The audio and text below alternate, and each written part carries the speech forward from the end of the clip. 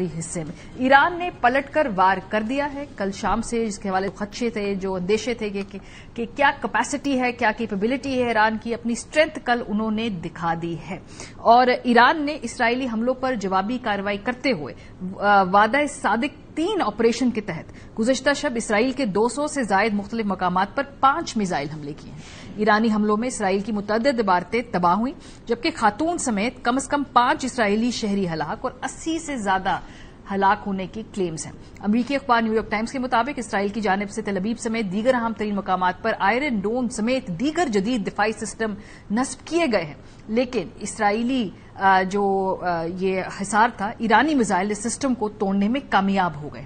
پاسداران انقلاب ایران کے مطابق اسرائیل میں ان اہداف کو نشانہ بنایا جا رہا ہے جہاں سے ایران پر جارحیت ہوئی, اور جب تک ضروری ہوا یہ کارروائی جاری رہے گی. ایرانی وزیر خارجہ نے کہا کہ امریکہ نے ایسا رویہ اختیار کیا ہے جس سے جوہری پروگرام میں بات چیت بے معنی ہو گئی ہے.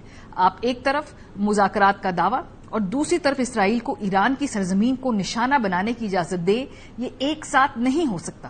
ایرانی وزارت خارجہ نے کہا کہ اسرائیلی حکومت سفارتی عمل پر اثر انداز ہونے میں کامیاب ہو گئی ہے اور یہ حملہ واشنگٹن کی اجازت کے بغیر ممکن نہیں تھا. دوسری جانب اسرائیل نے اپنی ایئر فورس کو ایران پر حملے کی مکمل آزادی دینے کے بعد تازہ اسرائیلی حملے میں مزید 2 جنرلز, 3 جوہری سائنسدان اور 20 بچوں سمیت 65 ایرانی شہری جو ہیں انہیں شہید کیا ہے. وہاں کا میڈیا جو کہ امریکی میڈیا ہے بائسڈ ہے, ظاہر سی بات ہے, ان کی بڑی کلیئر ایڈیٹوریل انکلینیشن ہے اسرائیل کی جانب, لیکن وہاں سے بھی جو فاکس نیوز کی رپورٹر نے ان اٹیکس کو رپورٹ کیا تو انہوں نے کہا کہ میں یہاں پہ تقریباً 7 سال سے رپورٹنگ کر رہا ہوں, ایسا حملہ میں نے پہلے نہیں دیکھا. Yeah, John Sandra, you saw those live images. Israel is under a massive ballistic missile barrage. I have reported here for nearly 7 years and never seen such an attack against an Israeli city. The amount of air defense that you saw going off there it's unprecedented. اسرائیل میں جو تعینات امریکی سفیر ہے ان کی tweet اگر آپ کو دکھائے تو اس میں بھی کلیئرلی اس بات کو اسٹیبلش کرتی ہے کہ ان کو وہاں پر کس قسم کے چیلنجز کا سامنا ہے. 5 مرتبہ سفیر صاحب کو شیلٹر میں پناہ لینی پڑی ہے کیونکہ بہت شدید حملے ہو رہے تھے ایران کی جانب سے, اور انہوں نے کہا کہ تمام جو وہاں پہ رہنے والے لوگوں کو آرڈر دیا گیا ہے کہ وہ ایک شیلٹر کے اندر رہیں جو بھی وہاں پہ قریب بنا گیا ہوا ہے. اس کے علاوہ امریکہ کے اندر بھی جو تنقیدی آوازیں اٹھ رہی ہیں اس میں سب سے زیادہ جو پرومیننٹ ہے وہ برنی سینڈرز کی, اور وہ یہ کہہ رہے ہیں کہ یہ پلان ہوا ہے اس کو دیکھتے ہوئے کہ ایران کا نیوکلیر پروگرام کے حوالے سے گفتگو ہو رہی تھی, سنڈے کو ہونی تھی. اس سے پہلے ہی نیتن یاہو نے یہ اللیگل سٹرائکس اور جو آرڈر کی, اس کے علاوہ انہوں نے جو سیز فائر نیگوشیٹرز تھے ان کو مارا, اور یو ایس کی جتنی بھی ڈپلومیٹک ایفرٹس تھیں ان کو انڈرمائن کیا, جس کی وجہ سے بہت ساری جانیں بھی گئی ہیں. برنی سینڈرز کہتے ہیں کہ امریکہ کو نیتن یاہو کی وار کا حصہ نہیں بننا چاہیے ہے.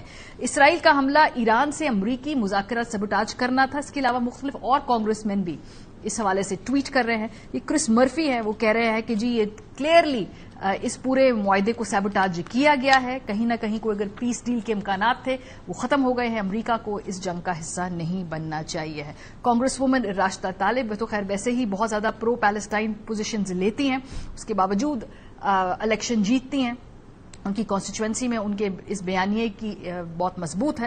انہوں نے کہا جی کہ ایک ڈینجرس ایسکلیشن کی جا رہی ہے اسرائیل کی جانب سے, اور یہ ایک ریجنل وار کی طرف بڑھ سکتی ہے, اور ساتھ ساتھ نیتن یاہو کو وار کرمنل کہتے ہوئے اس نے کہا کہ اپنی طاقت کے اوپر گرفت رکھنے کے لیے وہ کسی بھی حد تک جا سکتے ہیں.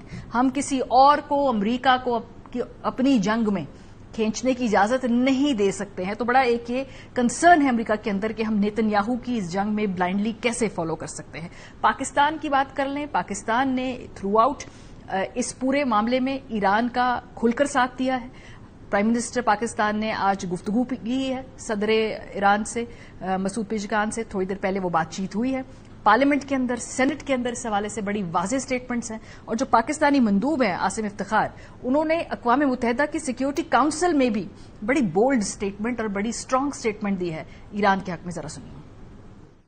Madam President, Pakistan strongly condemns unjustified and illegitimate aggression by Israel against the Islamic Republic of Iran The Israeli military strikes violate the sovereignty and territorial integrity of Iran and clearly contravene the UN Charter and fundamental principles of international law.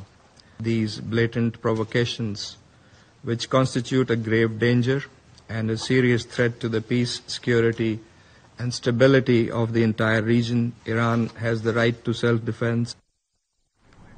Pakistan کا ہم نے اس وقت دیکھا stance, اس کو اگر ہم compare کریں بھارت کے سٹانس سے، یہ اس لیے کانٹیکٹ ضروری ہے کیونکہ بھی ریسنٹلی پاک بھارت کانفرنٹیشن کے درمیان جب ہم نے دیکھا کہ ایران کے موقف کے بارے میں بھارت اپنے آپ کو کلیم کرتا تھا کہ ایران ان کے ساتھ کھڑا ہے، وہ بھی آج ہم نے دیکھا کہ بھرم ٹوٹ گیا ہے، کیونکہ بھارت کی جانب سے جو اسٹیٹمنٹ آئی ہے وہ بڑی ورینگ ہونی چاہیے ایران کے لیے.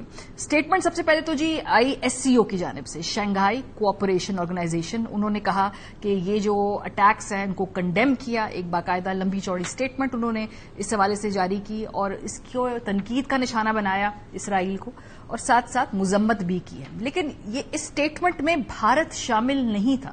بھارت کے فارن آفس نے علیحدہ سے اپنی ایک اسٹیٹمنٹ جاری کی اور اس میں انہوں نے ایک بیچ کا رستہ لیا، نہ ادھر کی بات کی نہ ادھر کی بات کی، گول مول سی انہوں نے کہا جی کہ ہمارا تو سٹانس ہے کہ ڈائیلاگ ہونی چاہیے ہے، ڈپلومیسی ہونی چاہیے ہے.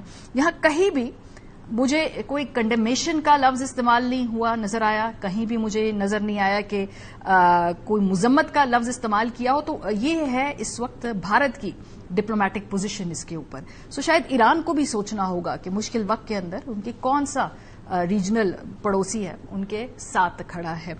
بہرحال جی نیتن یاہو اپنی بات پہ ڈٹے ہوئے ہیں کہ اقتدار بھی بڑے ہی ایک کمزور اینٹ کے اوپر کھڑا ہوا ہے. وہ کہتے ہیں جی کہ میری جنگ نہیں ہے، ایرانی عوام کے ساتھ مجھے کوئی پرابلم نہیں ہے، ان کے رجیم سے مجھے پرابلم ہے. As I said yesterday and many times before, Israel's fight is not with you, the brave people of Iran whom we respect and admire. Our fight is with our common enemy, a murderous regime that both oppresses you and impoverishes you. Brave people of Iran, your light will defeat the darkness. I am with you. The people of Israel are with you. آج خواجہ آصف نے parliament کے اندر تقریر کی اور جو انہوں نے گفتگو کی، انہوں نے کہا کہ اگر آج ایران کی باری ہے تو اگر اتحاد نہیں دکھایا تو سب کی باری آئے گی باری باری. سنیے خواجہ آصف نے کن خدشات کا ذکر کیا.